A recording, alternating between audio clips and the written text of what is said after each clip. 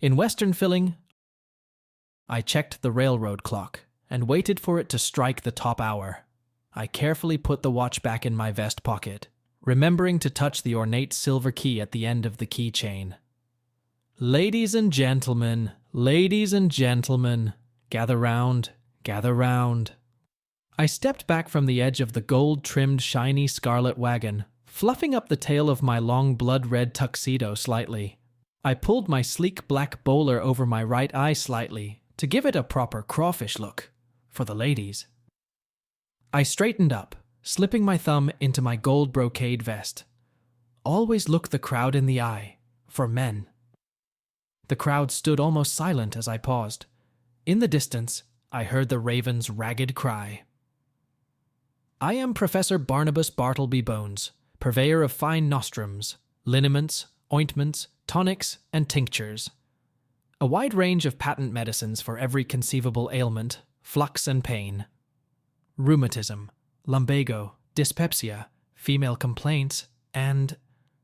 From the growing crowd, I picked out a slightly fidgety woman in a blue dress, homely enough to almost certainly be lonely, but not so much that I knew it. I made eye contact, lightly plucked the end of my thin waxed mustache, smiled a little wider, and winked at her. I lowered my voice slightly and arched one eyebrow. Hysteria. She blushed and lowered her eyes. Perfect. I pulled back the golden curtain on the uncovered side of the wagon. Look, from every dark corner of the globe, from the mysteries of lost civilizations and the secrets of savage tribes, obtained at great risk to life from the brutal Apaches and cannibals of darkest Africa. Rows of tiny clear glass bottles filled with a rainbow of tinted liquids, shining in the late afternoon sun like gems. Mostly alcohol, mostly, I hoped, harmless. I continued to speak in rapid succession, listing the various cures and their fictitious confirmations, the words flowing through me in a natural, steady stream. I wasn't even listening to myself, just scanning the crowd. I didn't have to guess as my partner slid to the other side of the wagon. I was instantly invisible to the crowd. The men held their breath, and the women blinked in shock. Ladies and gentlemen, the amazing Esmeralda de Molière, Princess of the Gypsies, seventh daughter of the seventh daughter, keeper of the hidden secrets of this vast, starry cosmos. Smoky-eyed and dusky, with the unblinking stare of a rattlesnake and sinuous movements beyond even their own, she glided forward, smooth and fluid, until she stood beside me. Her dark red dress, baring her shoulders, showed off more than would be considered decent outside the saloon, even more than most saloons allowed, but to a gypsy princess and seer, naturally, the crowd gave a little more leeway. I let them revel in it for a few long seconds, until the wives recovered enough to start throwing sideways glances at their husbands. It couldn't go on too long. Being jealous enough to want to be like her is normal, but being angry at your husband is not. In front of you is science and mysticism working together to provide you with light entertainment, healing, and comfort for your body, mind, and soul. Gentlemen, my usual trade is to deceive the eye with the quickness of my hands. I never accept bids from beggars, widows, or orphans. I started with the classic shell game, 3 nutshells and a dried pea. The showman puts a pea under one shell and then rearranges the shells. The audience must guess which shell the pea is under. Of course, the secret is that the pea ends up under whichever shell the showman wants it under. Of course, it's all an illusion, but the biggest part of the illusion is that the audience thinks they have a chance. It's all sleight of hand, and the ability to distract the audience with entertaining stories and shorthand. The classic shorthand of old conman Umbrella Jim is always a good choice. A little fun every now and then. He is loved by the best of men. If you have the nerve, and you have plenty of it, 5 is 10, and 10 is 20. The little pea is hidden under the shell. Where it will land, few can say. Pick any tackle you like. If it's right, you win. If it's wrong, you lose. I also tell variations of Ned Buntline's stories, full of heroes, villains, and noble savages. The crowd in the West is always delighted with them, even though they live here and know that most of them are just nonsense, tall tales. I didn't take the shell game too seriously and didn't take bets.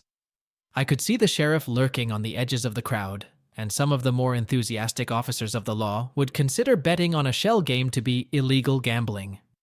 Such games can bring in a lot of money in a big city with the right crowd, especially if you seed the venue with fillies.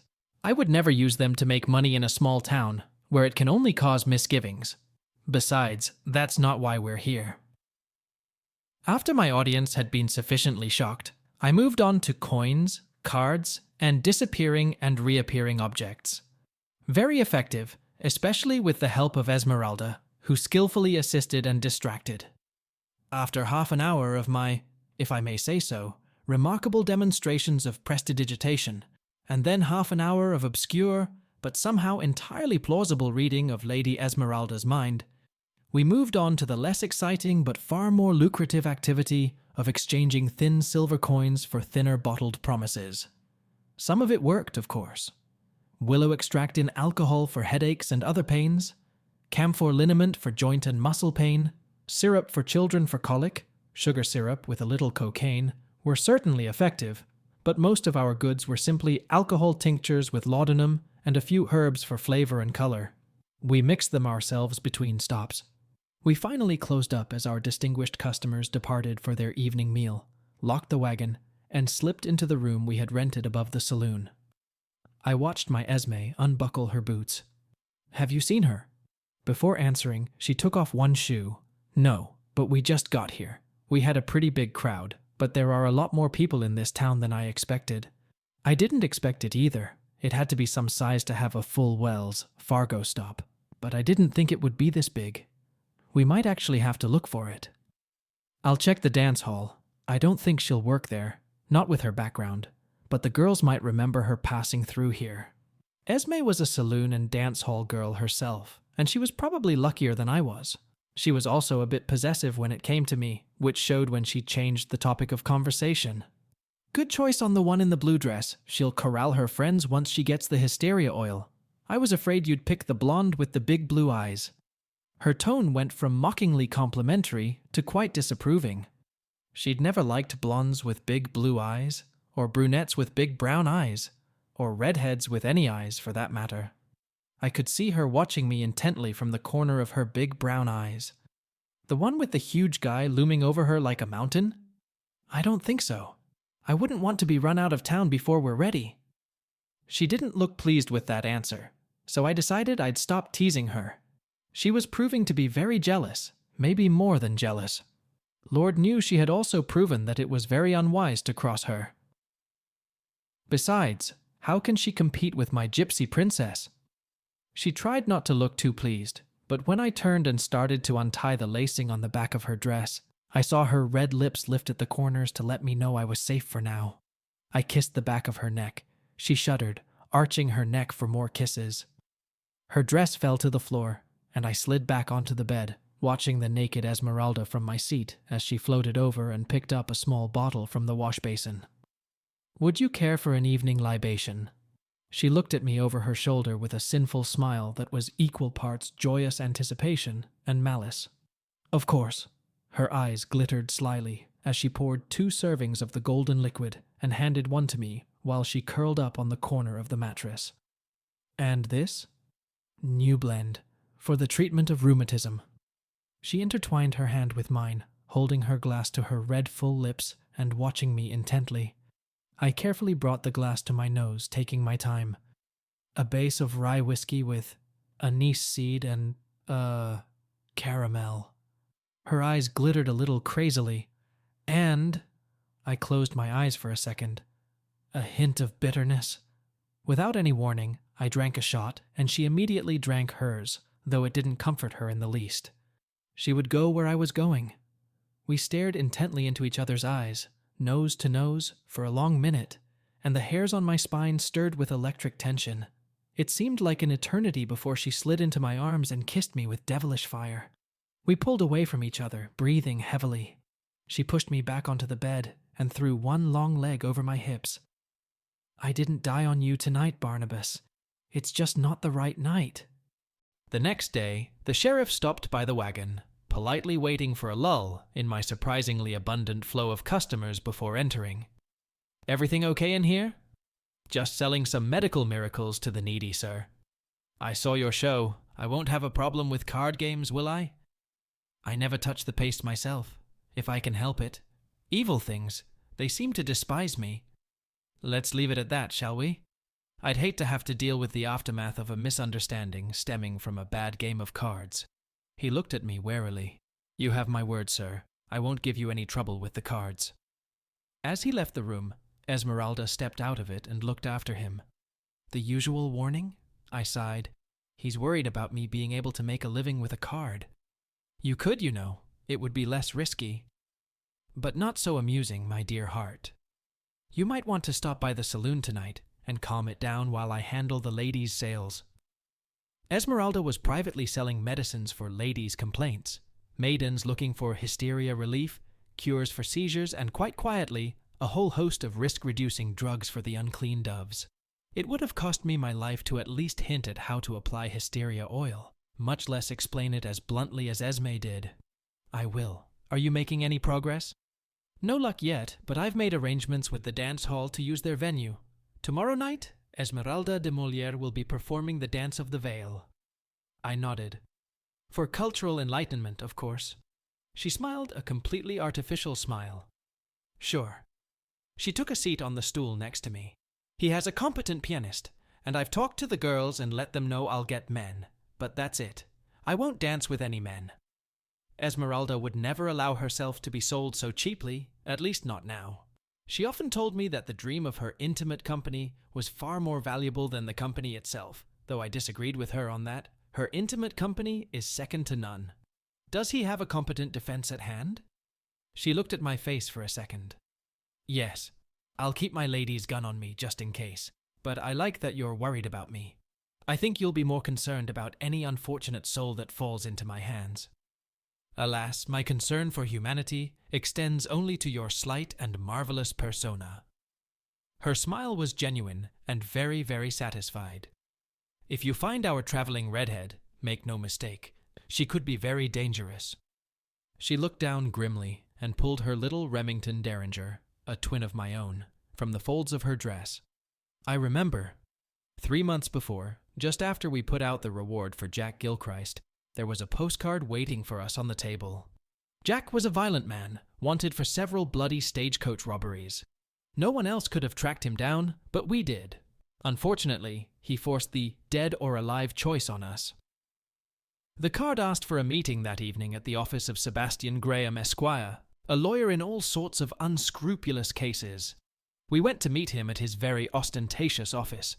Mr. Barnabas Bones? Yes. He looked over Esmeralda with some trepidation. And your companion? Yes, that's her. I knew full well he was asking her name, but I'd learned not to feed the lawyers any more than necessary. Esmeralda looked smug, but kept her mouth shut. He looked a little disgruntled, or maybe stiff. With lawyers, it could be hard to grasp the difference. I'd prefer to keep this a secret. I bestowed a slight condescending smile on him. We will. He managed to look even more miserable, but he decided to continue. I have a proposition from a client. Mr. Artemis Lodge of Boston would like you to help find his niece, Victoria Lodge. You have a reputation for finding people.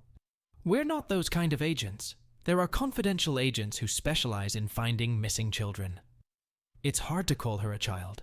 She killed her own brother, apparently to inherit her father's entire fortune, not just part of it. He handed me a paper across the huge desk. A warrant for Victoria Lodge from Massachusetts. 2 things immediately caught my eye.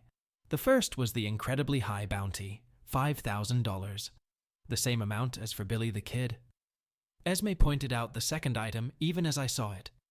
Dead or alive, how did she kill him? Mr. Graham looked confused. I don't know. Why? Does it matter? I leaned back in my chair. Some judges, in some territories, can impose such a strike on anyone. The state of Massachusetts, in my experience, treats such things more favorably. If they put a dead or alive label on it, it means the subject is extremely violent and dangerous. Really? Yes, and that very, very rarely happens to women. Esmeralda looked at me out of the corner of her eye, and I swear I saw a predatory smile for a second. I felt the hairs on the back of my neck stand up. I don't know the details. I represent the business interests of the Lodge family here in St. Louis. Mr. Artemis Lodge wants this matter resolved, and the stain on the family's honor quickly erased. And now? Absolutely yes. He pulled an envelope from the desk. Enough to offer $500 for expenses up front. I don't take dubious bets, Mr. Graham. I may or may not find Miss Lodge, and I don't take money I may have to pay back. Provided you telegraph your successes to me regularly, no money will be required of you at all. The Lodge family will add another $1,000 on top of the reward if you are successful. Esme reached out and squeezed my hand. It was less than half of what we'd been offered for the unfortunate Mr. Gilchrist. I took her cue. I think we can work something out. The lawyer smiled, a particularly fat smile, and placed the ledger on the table next to the envelope. Here's everything we know about her movements during her escape. As we left St. Louis and set out on our quest, our spirits were high. We had more money than expected, a full supply of supplies, and Esme had found a beautiful black and red silk and whalebone corset that she absolutely adored. But even then, I involuntarily wondered how dangerous Miss Lodge was. Of course, she wasn't as dangerous to me as my Esme, but at least she was. The saloon was larger and more open than a normal establishment, the ceilings were higher, and the drinks were less diluted than usual. However, it was still just as noisy as a normal establishment, as Esme and I could see, since our room was directly above the main salon. I saw that the sheriff was sitting at the bar watching me, as wise men sometimes do. He had made his concerns explicit during our previous conversation, and I certainly wanted to maintain a friendly relationship with him. But no sooner had I reached him than one of the visitors turned to me. "Hey, Professor!" As I looked around, I saw a young man I had already seen in the crowd. He was sitting at a table with 4 other men, obviously in the middle of a poker game night. He grinned as our eyes met. "I was telling these guys about your show. What did you like best?" "Coin tricks." It was the most auspicious start I could have asked for. "You mean this?" I reached down, snatched the silver dollar out of his hands, and began to show him tricks with the disappearing and appearing coins. Moving coins around in your palms and knuckles is the foundation of the magician's profession, but it's a skill that must be maintained. Their eyes really widened as one coin turned into 2, then 3, then 4, ending up with a stack of 10 silver dollars, which I carefully lowered in front of him into a tinkling pile. Even more shocking to the young man was the fact that the other 9 coins were also from his stack. He just hadn't seen me toss them. Coins are cute things. They willingly behave as they should. I smiled my most sociable smile. So are whiskey bottles. I lifted the whiskey bottle from the middle of the table and began to perform a series of tricks I hadn't used in my show. Spinning throws, the disappearing bottle, and the bottle through the table are all fairly simple and effective illusions that require no preparation and seem to particularly work on visitors who are as excited about the whiskey in the bottle as the bottle itself. Eventually, I snatched the bottle out of the air, poured myself some into an empty glass and drank it, dropping 2 slices on the table to avoid argument. Several customers applauded, and the surly bartender even smiled. A face in the crowd caught my attention. It was odd that he was here and now. Maybe it meant nothing, maybe it did, but maybe it was a chance. I frowned slightly theatrically. The cards, on the other hand, aren't very friendly. They don't seem to particularly like me. I saw the sheriff raise an eyebrow at me. I lifted the deck from the table, and the man in the faded gray duster quickly fell silent. I began to shuffle, deliberately showing off all my agility. I could tell from their faces that they were impressed. Now, gentlemen, it is very, very important to remember that I am not very good at this, and that the cards hate me. I finished and began to quickly deal the cards until everyone had 5 cards, including me. The cards pretend to like me first. I tapped the first man's hand. Deuces, king high. I flipped it over to show my hand, which elicited an approving murmur. 3, queen. 4, jack high. 5.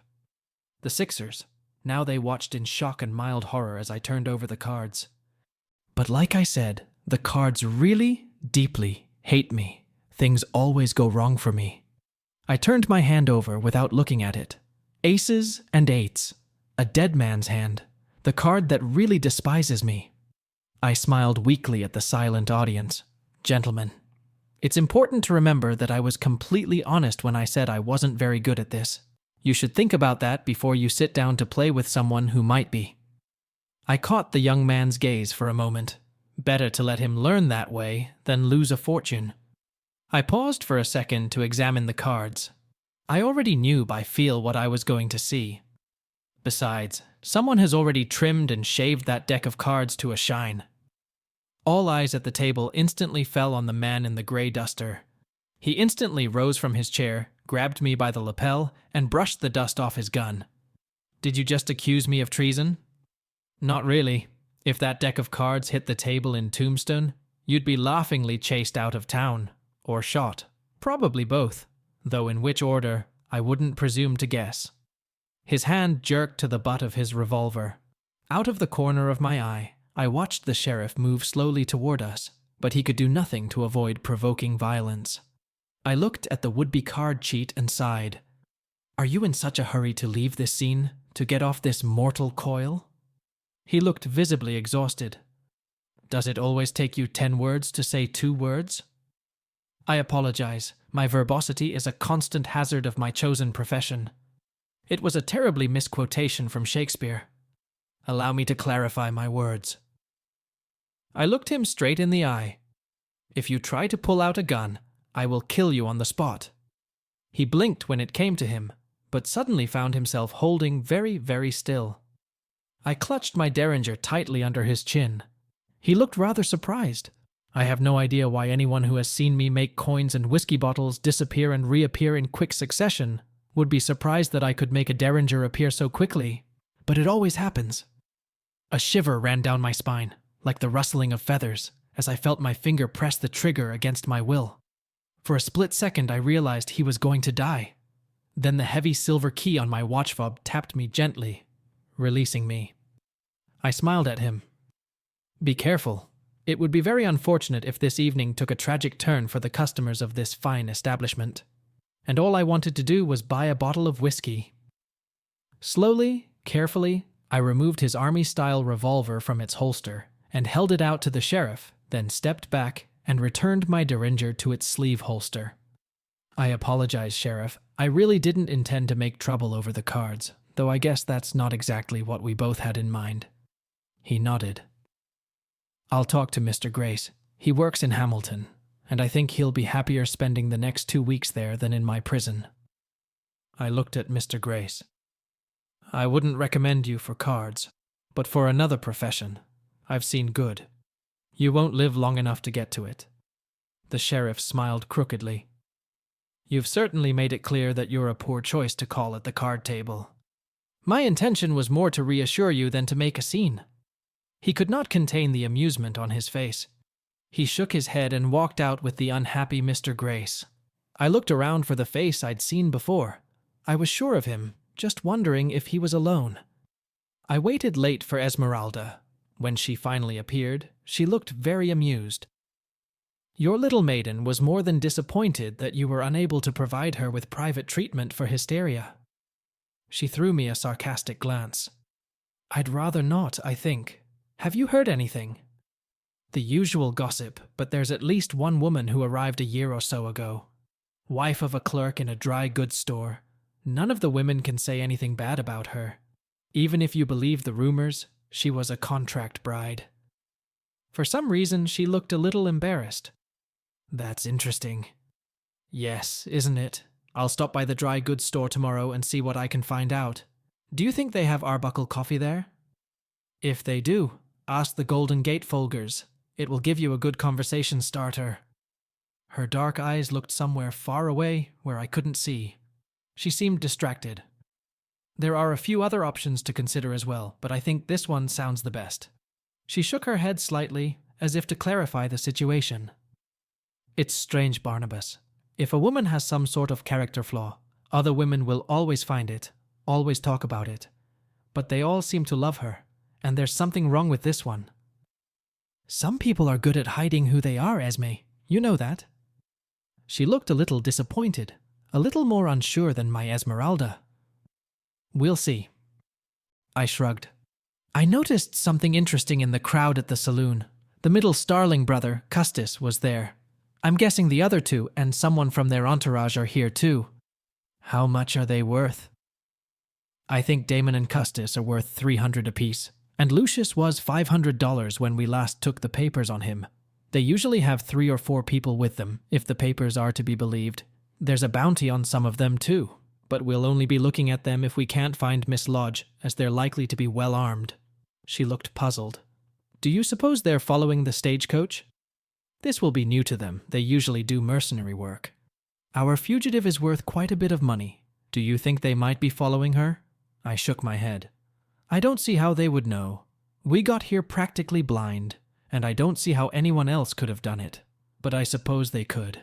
We want to take her quietly, if we can. She grimaced. We could have warded off the Starling brothers if we'd warned the sheriff about them. We'll have to explain to the sheriff why we know that, and that might put us on the trail. I'd rather he stay under the impression for as long as possible that we're just selling patent medicines. Sometimes. She stopped, then suddenly smiled, her face softer than usual. I have a new formula for dyspepsia, Barnabas. A few minutes later, we were already sitting on the corner of the bed, clasping our hands together for our usual ritual. A little pure grain alcohol, ginger, lemon zest, some wintergreen, and some honey. That might work. Instead of taking a drink as usual, I took a sip, and she followed suit. Instead of the usual explosive heat, she just snuggled up to me, pressing her face against my shoulder. I'll be your Duma, Barnabas, but definitely not today. It was well past midnight before we had time to do anything substantial. Esmeralda had a late night at the dance hall and wanted to rest. Nevertheless, there was plenty to do. While I was busy making recipes and sales, Esmeralda made the short walk to the dry goods store. This establishment was only a few blocks away, around the corner from the stagecoach stop, across from the sheriff's office. Ordinarily, I would have stopped by to see if there were any new warrants worth executing, but I was afraid to put my hands down when a sum equal to what was at stake for Victoria Lodge. While waiting for Esmeralda, I prepared several bottles of her new elixir for dyspepsia, adding a little yellow dye to make it more attractive. I decided to label it as a secret gypsy formula, and since I suspected it would really work, I didn't mind raising the price another 10 cents. As I was setting out the new bottles, Esme approached me with a smug, cat-like grin on her face. The clerk at the dry goods store thinks very highly of you. You saved him a lot of money with your little show last night. He was at the table where you found the marked cards. It's a young fellow with brown hair, Jedediah Slade. I think he's the one who called me to the table.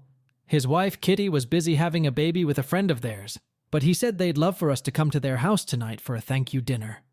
You have an engagement today, so you'll have to keep track of time. She gifted me with a meaningful smile full of promise. I remember, and you know how it affects me. I returned her smile with the same promise. Of course I do. When she went out to check on the dance hall, there was a slight rasp in her gait. Late that afternoon, I stood with Esme at the door of a small, clean house on the outskirts of town, with chickens scrabbling around in the dirt. A young man from the saloon opened the door and invited us in. Come in, sir, ma'am. His wife stood directly behind him and touched his elbow with obvious tenderness. Red hair, green eyes. She definitely fit the description. This is my wife, Catherine. She most often responds to Kitty. She smiled broadly. Jed says we should thank you. I smiled at her a second time. Even if, or maybe, and especially if she really was our prey, Esmeralda wouldn't be thrilled if I smiled at any redhead, and that could be a little dangerous. Just a fortunate turn of events. I'm sure your husband would have figured it out quickly. Jed shook his head, smiling slightly self-deprecatingly. Not before I've lost more than we'd be sorry to lose. Kitty's pretty tolerant, but she'd be absolutely thrilled. Kitty wrinkled her nose. I'd forgive him in a couple days. I just can't stay mad at the man. I don't know. You've managed to be mad at me for 3 or 4 months. That's because I didn't know you. She looked at Esme. We didn't exactly get off to the usual start. We sat down at the table for a dinner of steak and fried potatoes. Esmeralda smiled at Kitty. So what did you mean by a rough start? When we first met, I was sitting in a puddle of water and wasn't in the most welcoming state of mind. What's wrong? I was a contract bride, the third daughter of a Rhode Island milliner, and I wasn't the belle of the ball, so I answered a marriage ad in the paper and corresponded with a man in St. Elmo for 6 months. I packed my bags and traveled all the way there, but I found out he had died a month before I arrived. I had nowhere to stay and not enough money, so I tried to go home and ended up here. And the water. It was pouring rain. I was trying to walk to the hotel, hoping they would let me do my laundry in exchange for a room. I was crying and not looking where I was going. She shrugged. Splatter. Jed grinned. I was coming back from a delivery and saw her sitting there and asked if she was okay. She said she was fine. Kitty leaned forward, eyes glittering. So he's gone. She said she was fine. I raised an eyebrow. I think, young man, you've fallen into a classic riddle of the feminine kind. They never tell you what they mean until they've done it. Then they don't let you know they've done it until it's too late. They are sphinxes. No man has ever solved their riddles, and they aren't kind enough to just kill you for failing to answer a question they didn't even ask. I watched Esmeralda and Kitty smiling secretly at each other, but pretended not to notice. So what happened? Kitty rolled her eyes. I dragged my suitcase to the boarding house, but they were full and didn't need any help. It wouldn't stop raining, so I went to the only place I could, a dry goods store. That's where she met my mom, who got her a job as a housekeeper so she would have a place to live. Mother Slade has been so good to me, but I was a little surprised when I met him at dinner. No more than I did. Mom sat her down right across from me, her face turned as red as her hair. I suspected that Mother Slade had planned to do just about the same thing to the two of them, and judging from Esme's leering look, she'd come to the same conclusion. Kitty and Jed were too busy smiling at each other to notice our little squabble. Kitty continued. It was hardly love at first sight. I was still mad at him for leaving me out in the rain, and I had a hard time adjusting to life here. Ladies and gentlemen, the story you have just heard is steeped in the atmosphere of the Wild West and carries with it many psychological nuances. Here we are faced with Professor Barnabas Bartleby Bones, a man of show and trade, a masterful manipulator of the public's attention. He skillfully misleads us, spectacularly mixing truths and lies, magic, and the selling of empty promises. His ability to draw people in and convince them of anything is clearly evidence of a deep understanding of human psychology and vulnerabilities. With all of this, next to Barnabas stands the inimitable Esmeralda de Mollier, who adds a kind of mysticism and sensuality to their duet. She is not just an assistant, but a passionate protector of their joint secrets and schemes, influencing Barnabas's decisions with her gaze and desire.